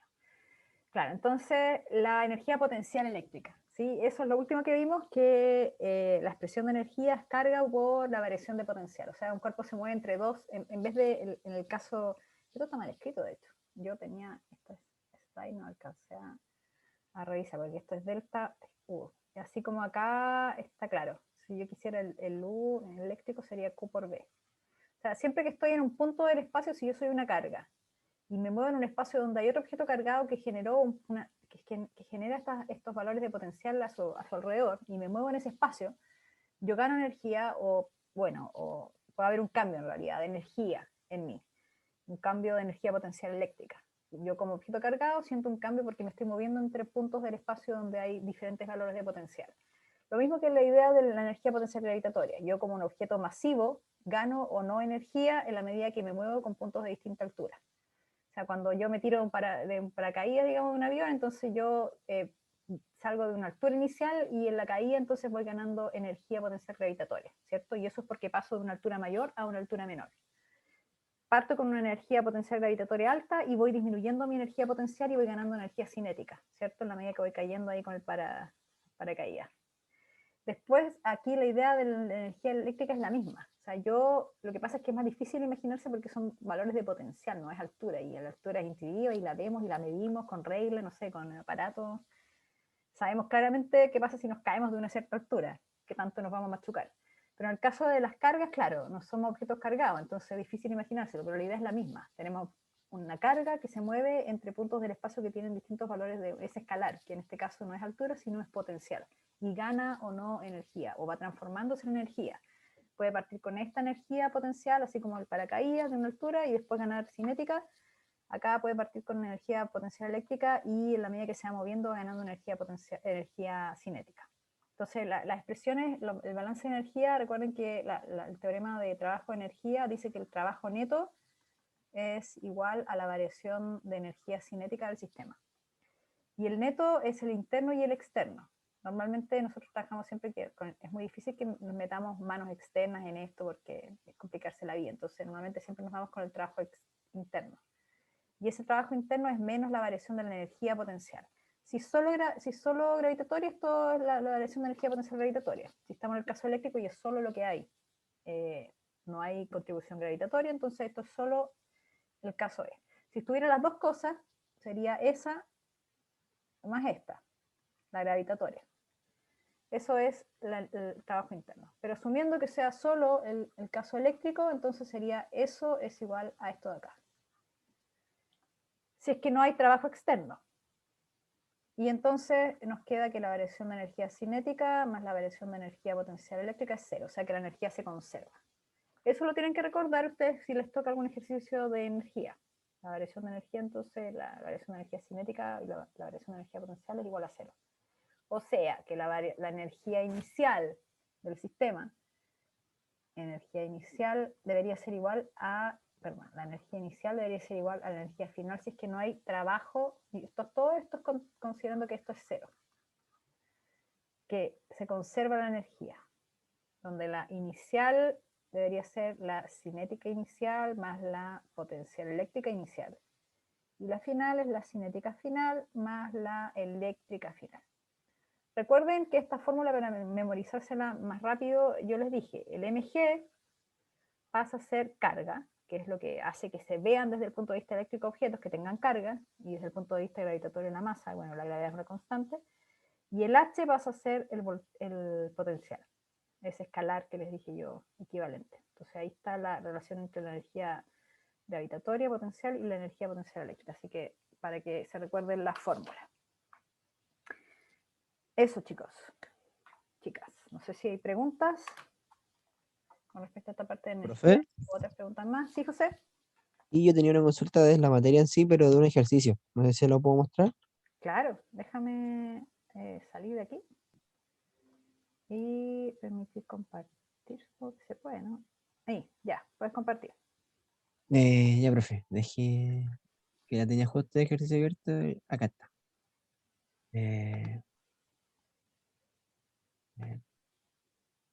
Y no sé si se ve, profe. ¿Sí? Ya. Era Ah, justo con esa de este ah, ya. ejercicio. ¿Ya? Sí. Que era el uno. Y que era, o sea, igual tenía la solución, pero no lo entendí mucho. No sé si usted me. Yo no entiendo ese enunciado, pero bueno. Sí, es que lo que pasa es que más que nada mi duda era con eso mismo, porque no. Derechamente no entendí muy bien cómo plantearlo, excepto de que iba a haber como una, bueno, a pesar de que me lo digan ahí, así como ejercicio, que iba a haber una conservación de energía, pero no entendí muy bien cómo plantearlo. A ver, dice que el electrón se lanza. A ver, Déjame ver si puedo rayar aquí encima. Creo que sí, Ahí. creo, ¿o no? Ya, entonces, inicialmente el electrón, o sea, este tiene carga negativa, esto es importante. Tiene una energía cinética, bueno, lo voy a anotar acá mejor, pues, energía cinética inicial. Ese es un valor conocido, 1.6 por 10 a la menos 15. Ya. Después dice, se lanza, claro, la dirección menos J, o sea, menos X. Entonces ya, sumamos que los ejes van así, X, Y. Entonces va para allá. Esa es la idea. Eso es, ¿no? El electrón se lanza en la dirección así, en una dirección del campo, en una región donde el campo eléctrico está por... ya, ok, esa es la velocidad. No sabemos cuánto vale. Y hay un campo eléctrico externo que va hacia la derecha. Eso, ¿cierto? ¿Por ahí va? Así lo estoy entendiendo yo. Sí, igual algo así le ha planteado. Sí, está bien. Entonces esta es una carga, es un electrón. Es una carga menos Q, por ponerle un número. Claro. Sí, está bien.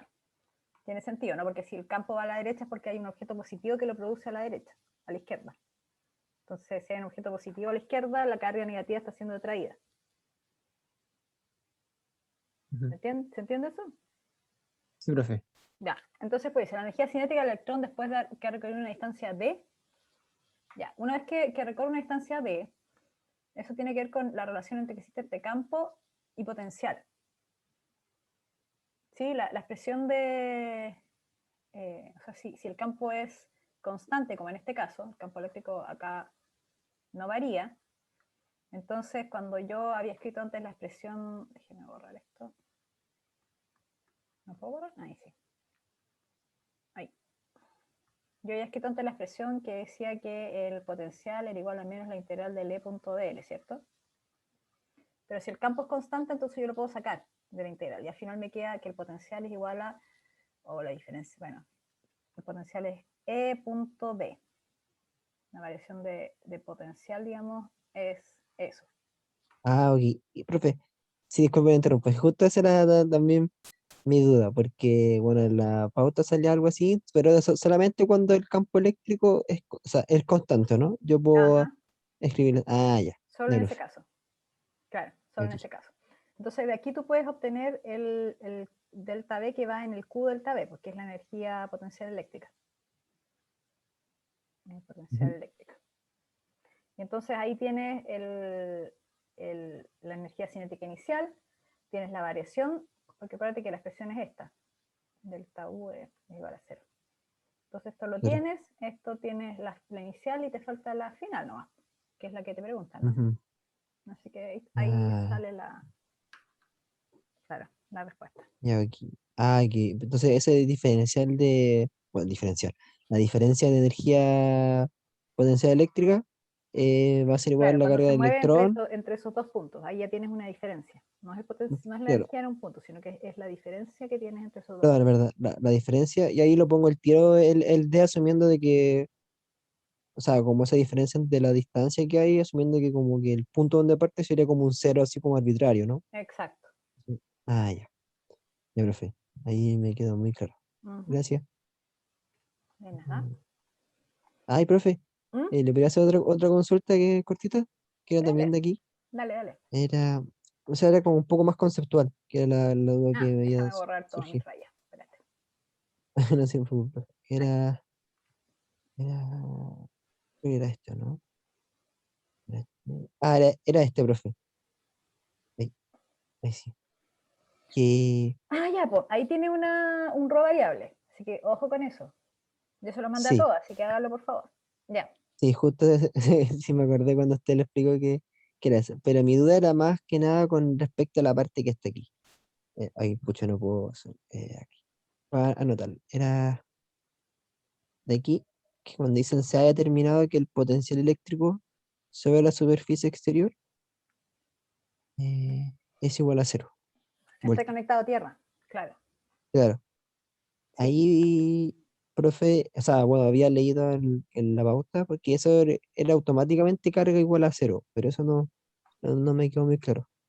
O sea, bueno, Sí. que la carga en En ese caso, la parte exterior era igual a 0. Claro, nosotros no preguntamos, o sea, no vimos mucho en detalle lo de conexión a tierra, pero la idea es que ustedes conectan el conductor con un alambrito, como cuando uno se... O sea, hay ciertas cosas que ustedes probablemente tienen en su casa que tienen algún tipo de conexión a tierra. Hay gente que las conecta a las cañerías eléctricas, no sé, cosas que van después a enterradas. Ustedes con un cable lo conectan a tierra y lo que sucede es que, por ejemplo, si esto hubiese tenido inicialmente una carga positiva, entonces habríamos tenido electrones que suben desde la Tierra hasta acá, electrones que son lo que se mueve, los electrones, y neutralizan toda la carga, de manera que no queda ninguna carga aquí en la superficie.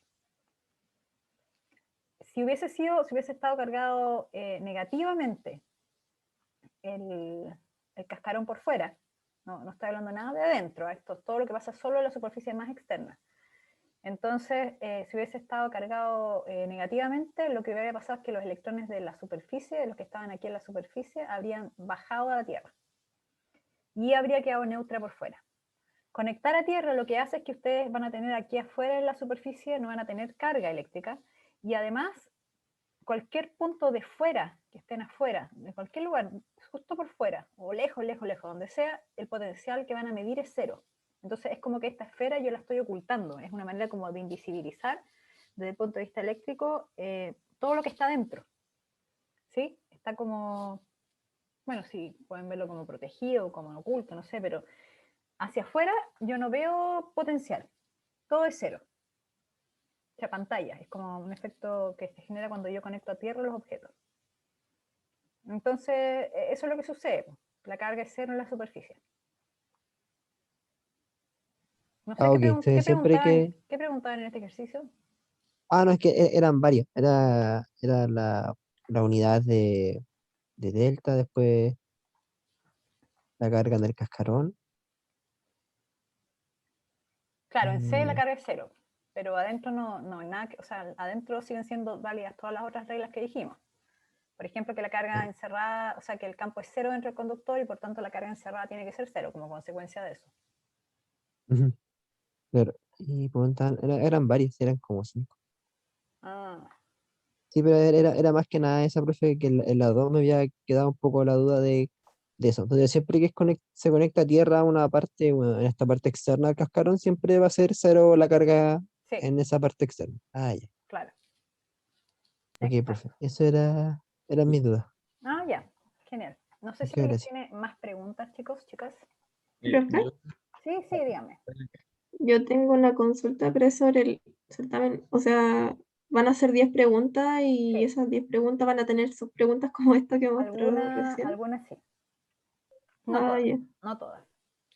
Algunas van a tener Gracias, profe. segunda parte, algunas van a ser una sola pregunta, Ujú. pero algunas sí van a tener dos, y creo que hay una que tiene tres, parece. Sí, alguien más iba a preguntar otra cosa, parece, ¿no? sí, yo. Leonardo, Es dime. que tenía duda igual con el mismo ejercicio que ahí mostró José. Tenía la intención también de preguntarle de Ah, que, José, proyectalo si puede. Ah, ya, ah, súper. Sí, profe, la estaba proyectando al tiro. es que, o sea, por lo que habíamos visto, ya aquí hay que integrar, po, claramente, ¿no es cierto? Ah, sí, por supuesto. Claro. Pero la densidad volumétrica es de la esfera y como que piden la relación entre la esfera y el cascarón, entonces como que A ver, muéstrame dónde pregunta eso, José, por favor. ¿Dónde En pregunta? la pregunta 2 creo, si es que no me equivoco, se refería a Leonardo, ¿o no? sí, ¿La dos? dice la ¿Esta que carga está del ahí? cascarón conductor. ¿Cómo, profe? Ah, ya veo. Y la densidad volumétrica es de la esfera, Claro, no del conductor, entonces, ¿cómo se puede hacer la no, es relación? que tú tienes, a ver, lo que está, ¿cómo se resuelve esto? Parecido a como lo vimos antes. El plomo supongo que es el conductor, ¿no? De radio A. No, sí, entre ahí Ahí está. está el conductor, claro, ya. Entonces, a ver, haces aquí una superficie gaussiana, ¿cierto? Entonces, dentro del conductor, en esa superficie gaussiana, como está dentro del conductor, es 0 el campo. Así que eso implica, como resultado, que la carga encerrada tiene que ser 0. Y la carga encerrada, esta superficie que yo acabo de dibujar de radio R, es, la carga encerrada, es todo lo que está ahí en la esfera, la carga de la esfera, que no la he calculado ni nada, más la carga que se induce aquí en la superficie. Oh, no, no se me muestra ese color. Ahí. La carga que está aquí en la superficie. No sé qué es, no sé si es positiva, negativa, no sé. Pero toda la carga que está aquí en la superficie, más la carga inducida. ¿Ok? Y eso es igual a 0. ¿Se entiende lo único de esa parte? ¿Hasta ahí estamos bien? Sí, ahí sí se Ya, entiende. entonces, claro, la carga de la esfera, la única manera es como yo les dije antes, la carga de la esfera es la carga total. Así que es entre 0 y A, entre 0 y A, del rho de B, el rho de B. Entonces, lo escribo de nuevo para que el rho es sigma R, y el de B, esto es una esfera, así que es 4pi R cuadrado de R. Entonces integro, evalúo entre 0 y A, y llego a algún valor, que no sé cuál es. Y después, entonces, reemplazo acá, eso que ve. Y allí puedo encontrar la carga inducida, esta que está aquí en rosado. Porque el problema parte diciendo de que no hay nada afuera, en el radio B, o C, perdón, en el radio C. Que no hay nada de carga porque esto está conectado a tierra. Está conectado a tierra, aquí afuera en el radio C no hay carga. Entonces la única que está es esa que está ahí en rosado, que es la que está en el radio B, que es la inducida, esta que está acá en la expresión. Entonces una vez que calcules la integral, puedes encontrar la carga inducida. Entonces lo que nos están preguntando finalmente es, o sea, la carga del cascarón es igual a la carga inducida. La carga del cascarón. No, les están preguntando, sí, no es una buena forma de preguntar, la carga en el cascarón conductor. Yo lo leería esto, que no está bien escrito ese enunciado, que es la carga inducida en el cascarón conductor. Y el único lugar donde hay carga es aquí adentro, pues en el radio B, porque en el C no hay nada. Y dentro menos, si es un conductor. Entonces el único lugar donde hay es ese. Ahora, por descarte, son todas negativas. Bueno, no se puede por descarte ninguna. Pero por descarte, claro, necesariamente tiene que ser negativa, porque esto que está acá, esta integral, es positiva. Entonces, cuando despejo eso, me queda negativa afuera. Muchas gracias. Sí, se entiende, es 4pi, acá el sigma va afuera, entonces al final me queda la integral del r cubo de r, entre 0 y a.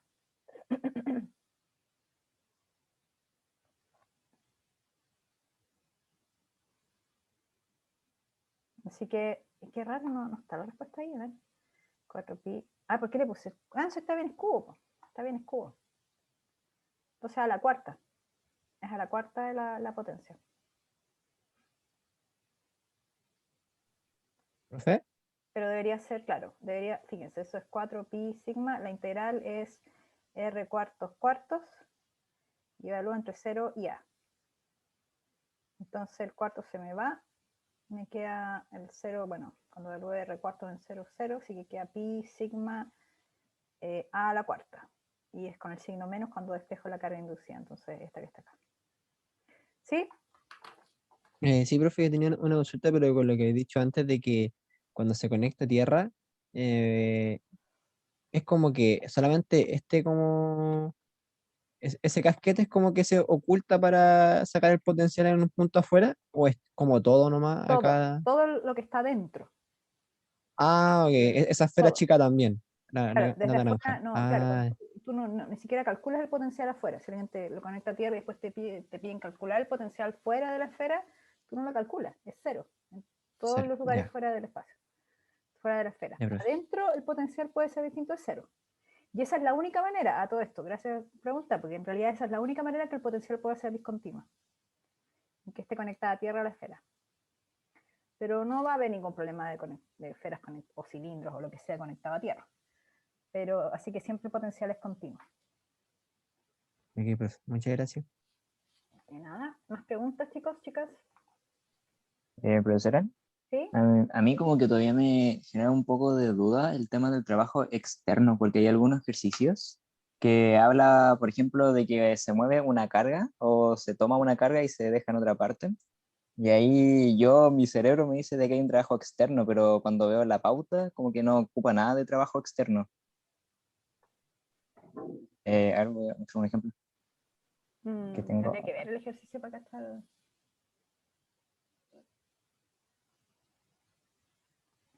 Ah, ya. Claro, este es un ejemplo, donde acá hay una carga de que se toma del infinito y se deja en ese punto de ahí para crear como un átomo de hidrógeno. Ajá. ¿Ya? Entonces, acá yo consideré la fórmula del trabajo neto igual a la diferencia de energía cinética, como para ver todo lo que piden, como piden acá el trabajo total y también piden cuál es el trabajo realizado por el campo eléctrico. Claro. Pero es que no sé, es como confuso esto. Y que también la diferencia del trabajo de la energía cinética la consideré también cero porque como que termina en reposo, entonces me imaginé de que viniendo del infinito también no se considera en ese sentido. Pero, ¿cuándo sé cuando el trabajo externo es positivo o negativo? O sea, o existe más bien. Em, En este caso habría, porque me imagino de que piden acá el trabajo por el agente externo, pero en otro caso como que no, es que no sé cómo contarle la verdad. no, es que estoy mirando qué es lo que te dan de datos. Dice el protón en el centro, que se trae a una distancia muy lejana hasta un radio, bla, bla, bla. Y me manipuló el trabajo. Ah, ahí están las cargas ya.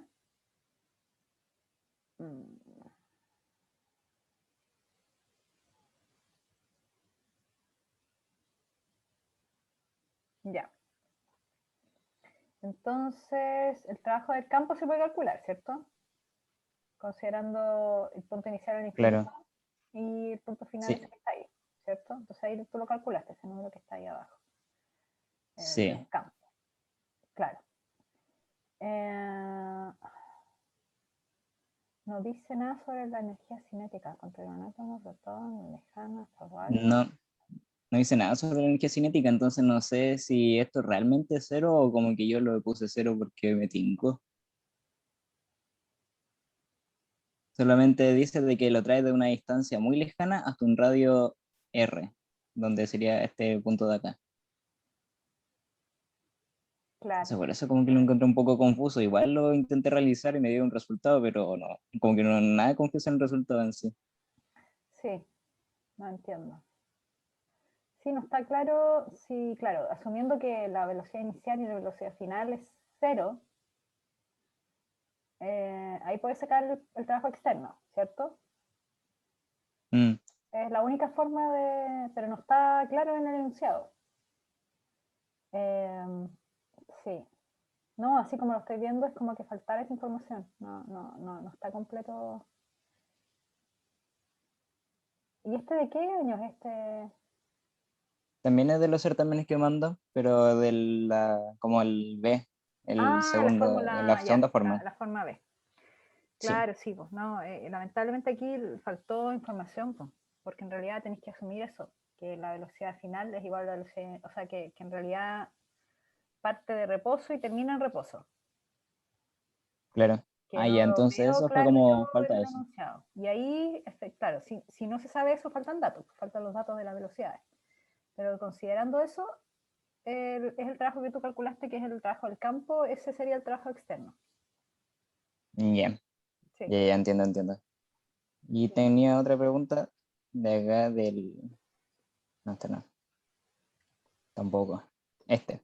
De que Ah, acá, sí, esta cosa eh, me la han preguntado, sí, dime.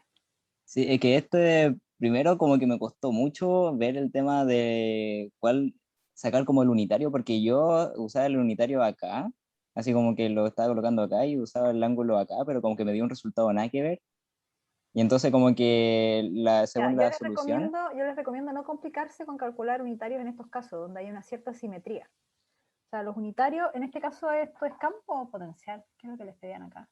esto es potencial, pero hay otro que es de Ah, campo. ya, pero imaginemos que fuera campo lo que les están pidiendo. Sí, sí, sí. Entonces, claro, aquí en este caso lo que conviene, déjame anotar aquí en el color azul. Entonces, si este lambda 2, por ejemplo, es positivo, ¿no? No sé qué es. ¿Qué valor? Este de acá es positivo, sí, y este negativo. Ah, ya, pero uno es constante y el otro no. Sí, el de arriba no es constante, que depende de pi. Mm, Y este de acá es constante, el de abajo. ya. Eh, claro, en el caso del de abajo es constante, entonces lo que yo consideraría sería, si es simétrico, digamos, si es constante, entonces el campo, y si es positivo, el campo va en esa dirección. Así de simple. Campo digamos, del que produce este lambda 2 que está ahí. Si esto es de 45 grados, o sea, si estos son 90 grados como está acá, entonces van 45 grados ahí ese ángulo del unitario. ¿Sí? Como para tener una idea Ya. de las direcciones. Ahora, si lo que tú quieres saber son las magnitudes, que igual es importante si es que te lo piden, porque no sé, acá es como es potencial. Claro, aquí lo que piden es potencial. Ya, entonces, los de Q. A ver. Ya, ahí está el de Q que escribiste tú. R lambda de teta. R. ¿Y por qué R minúscula? No, es R que es minúscula. como es general, así como un R, para no confundirlo con este R del que dan. Es que es ese R. Ah, sí, sí, bueno. Lo que pasa Pero es como SR. claro, sí. Porque, a ver, tú tienes el de L en este caso, porque tu de Q es lambda de L, ¿cierto? Esa es la fórmula con la que uno parte. Tu de L es este pedacito de acá, es el arco. Entonces, el arco es el ángulo, o sea, cual sea el ángulo acá, de phi, por ejemplo, y este es el radio. Entonces, el arco, ese pedacito es R de phi, R mayúscula, claro, eso que escribiste ahí. Entonces, el potencial, claro, la constante, la integral de Q es sobre R. Entonces uno escribe aquí, ¿cuál es el R? Es el módulo del vector R. O sea, igual tienes que dibujar el vector R. Eso tal vez Ya. aquí no está dibujado. A ver, déjame mirar. Voy a ver si borro. Claro, déjame borrar estas cosas. Claro, tú dibujas tu DQ. Ahí está mi DQ. Y mi campo va desde el que produce hasta, ahí está mi vector R, hasta donde mido, que es en el centro, ¿cierto? Entonces, ese es mi vector R. Y el vector R lo tengo que escribir vectorialmente. Entonces, ahí es donde aparece el ángulo, que vas tú a definir cuál es, no sé. Como está escrito desde el I, no me gusta la idea, pero entonces vamos a seguir ese mismo orden. Así que en realidad va a ser no ese que acabo de dibujar, sino, ahí, sino este de acá, este ángulo, hacia allá. A ese le voy a poner phi. ¿Sí? Y entonces, claro, ahí lo escribo en función de ese vector que está hacia el centro, considerando que ese es el vector que está en un ángulo phi con respecto al eje y negativo. ¿Cuáles son las componentes del vector R? Ah, las tenía escritas ahí arriba, pues. Ahí veo que hay cosas escritas. Sí, sí, sí. Es que eso era como del ejercicio pasado, que es de este mismo, pero este como para potenciar. Entonces, por eso Como está hecho. bueno, es que igual Pero, necesitas el vector posición para poder, claro, entonces apunta hacia adentro, coseno es en I, en este caso no, pues, el ángulo está no sé, es que esto está al para revés, ¿ah? X. Sí. Ya, para el otro, ya, ok. Entonces el Que en este coseno caso, acá, como no decía nada al respecto del I, lo asumí como X. claro, lo voy a poner como más y lo voy a poner al menos acá para que se entienda que es va hacia, no, está bien, es positivo, va hacia arriba. Y va hacia los negativos en X, menos y tronco. Claro, ahí está. Entonces, y aquí tienes que sacar el tamaño del vector. Entonces, el tamaño, para que puedas llegar al vector R tongo es, ¿cuál es el tamaño? Bueno, y aquí me falta el R, ¿eh? R coseno, R seno. Y el tamaño es R. Ese es ¿Profe? R, claro. ¿Sí? Tiene consulta, ¿para qué estaba calculando el R? Toda la razón, no lo necesito. Gracias, gracias. Te confundí entre campo y potencial. No, hasta aquí no hemos llegado. No, pero sí, pero usted Entonces, había dicho de como para hacerlo para campo, entonces, claro, sí. entonces me No, imagino que por eso sobre estaba todo sacando estoy mi pensando, tarea. sí, estoy pensando en campo. Ya, pero para potencial, entonces, volviendo a potencial, tenemos la constante, tenemos la integral, tenemos el lambda de L, que ya sabemos que es R de phi, y tenemos el tamaño del vector R. ¿Cuánto es el tamaño del vector R? R, Mayúscula, eso sí, sí, ¿cierto? sí. Ya, entonces simplificamos acá. ¿Entre cuánto integramos? En ese caso sería de 3 pi medio a 2 pi. Ah, pero el lambda tenía un valor. Ah, no, en este caso no tenía un valor especial. Era No, constante el en lambda. ese caso no. Ya, ok. En este caso el ángulo lo vamos a considerar, no me gusta esta idea, pero está como definido en este ejercicio, así que va desde ahí, que vendría siendo el 0 partió desde acá. No sé por qué inventaron esto. Así. 0, pi Chuta. medio, pi, entre pi y 3 pi medio. Eso no está bien escrito, pero bueno, así lo... y ahí, bueno, no hay que integrar, pues sí es el ángulo. Ahora, en el otro caso, el lambda tiene una dependencia con el ángulo, entonces ahí vas a tener que integrar la función que sea seno o coseno, no sé, coseno. Tienes que integrar la función coseno. Y, Profe, ¿sí? porque es de pi a 3 pi medio. Ay, sí, es que, mira, es que pasa es que uno debería, si no está escrito desde dónde parte el ángulo, uno siempre tiene que considerar el ángulo que parte desde el x positivo. Esa es la regla. Desde ahí se considera siempre. Hacia allá. Desde aquí hacia allá se miden los ángulos. Entonces, este es 0 pi medio, pi, y así te das la vuelta hasta que llegas a 2 pi. Pero en este caso, no sé por qué a alguien se le ocurrió la brillante idea de escribirlo el ángulo desde el eje y positivo, como está ahí en el dibujo. Entonces, déjame borrar esto aquí. Ahí. Entonces significa que el ángulo, el 0 parte aquí. Entonces, este ángulo para este primer trazo de lambda 1 va entre 0 y pi medios. Aquí está el 0. Y Ya. pues acá entre pi medios y pi. Y después de acá hasta 3, de pi hasta 3 pi medios. Ah, entonces ahí lo está calculando para el tramo del lambda 2. Lo estoy calculando por el tramo, que es el que tiene el lambda constante. Este lambda Ah, 2 es ya. constante. Claro. Profesora, En el otro, en el primer tramo entre 0 y pi medios, es lambda 1 varía con respecto a coseno del ángulo.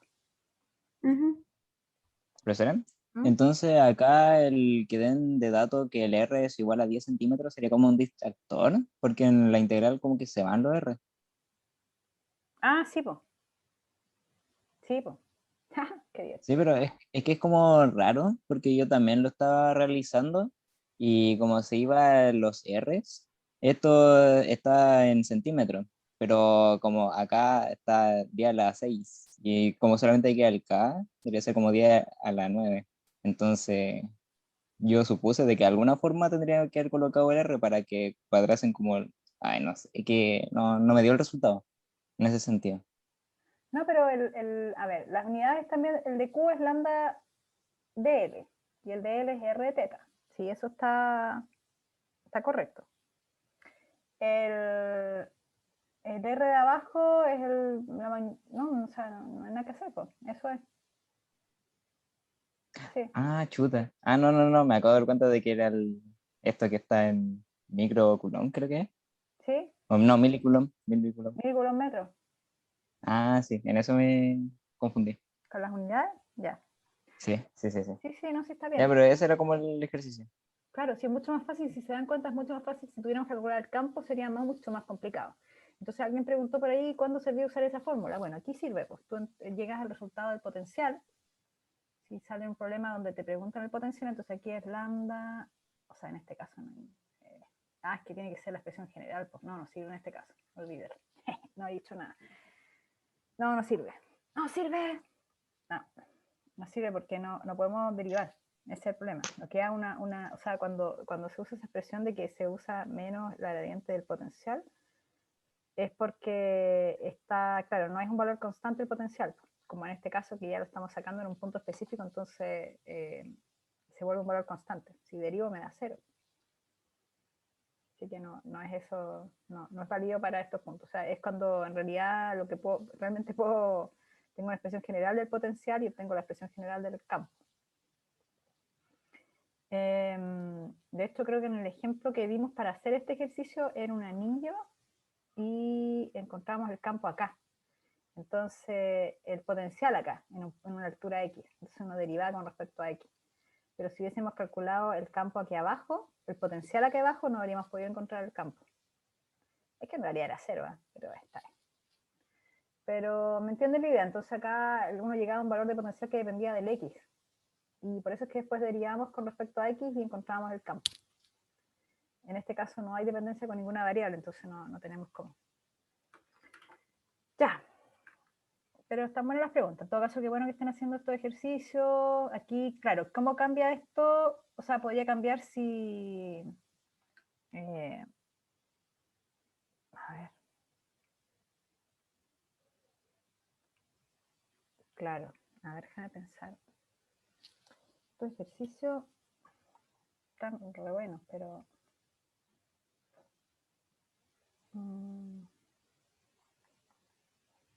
sí.